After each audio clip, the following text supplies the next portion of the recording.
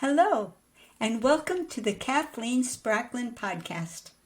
I am a woman on a mission to assemble a cadre of writers, thinkers, and teachers who are transforming the world, one character at a time.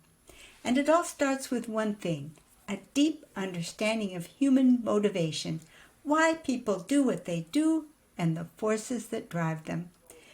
To gain that understanding, I am mining the intersection of psychology, theology, and philosophy to make you a better writer. This is episode 39, Determining Your Character Profile, Your Wing Traits.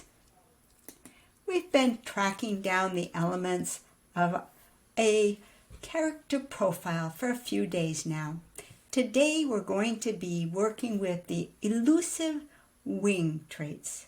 Wing character traits are those character traits that are just a little bit out of reach. You know, those are the New Year's resolutions that you made, set up the whole plan the last week in December, and by the end of January, poof, they were gone. Did I say the end of January? More like January 15th? Maybe January 3rd. They did not last. Another way of thinking of a wing trait would be that wonderful self-help book that you got that just seemed to nail exactly what it was you needed. And you read and you got so enthusiastic and you were sure you were going to do it, but you didn't. And you're not sure why, but it never got any ground. So those are the wing traits, the things that they're there off in the distance. They almost seem like they ought to be reachable, but they just don't seem to be reachable, even though you can see them there.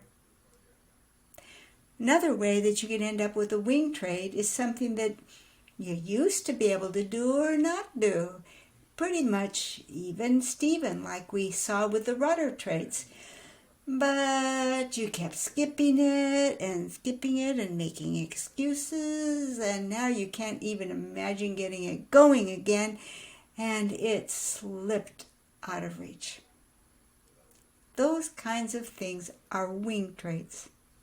And I would invite you to hit the pause button and think about start with one wing trait that you might have, something that you wish were true about you, and you've tried a time or two, but you've just never gotten anything solid going with it. That would be a wing trait. Pause the video and think of what your wing trait might be. As before, we're going to write stories. We're not going to worry about naming the wing traits right now.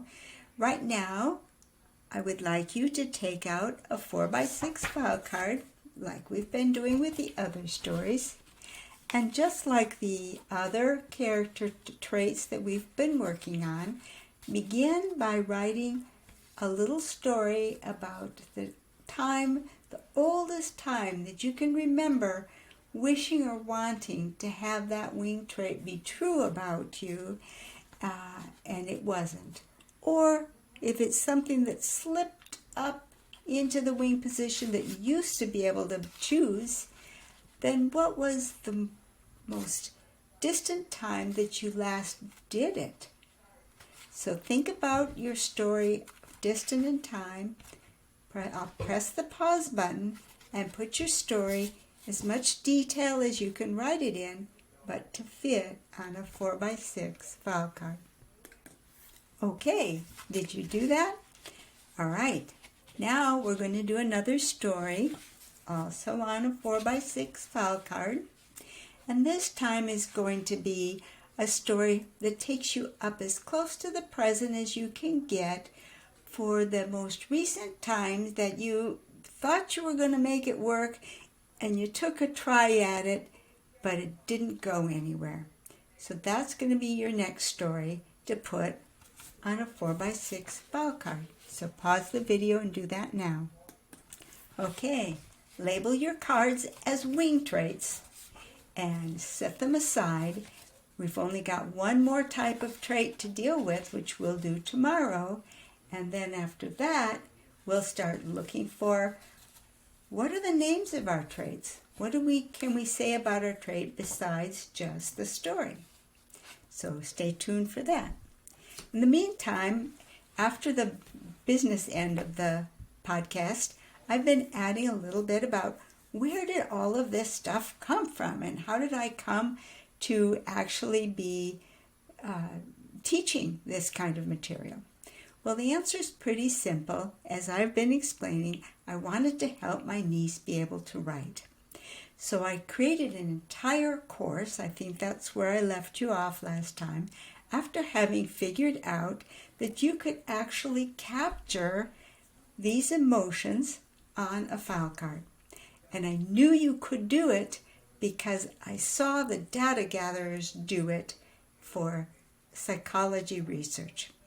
So my area was not looking at the findings of psychology, which has been a mixed bag, as we've seen in some earlier podcasts. Trying to nail down emotions hasn't been all that successful in terms of creating a taxonomy.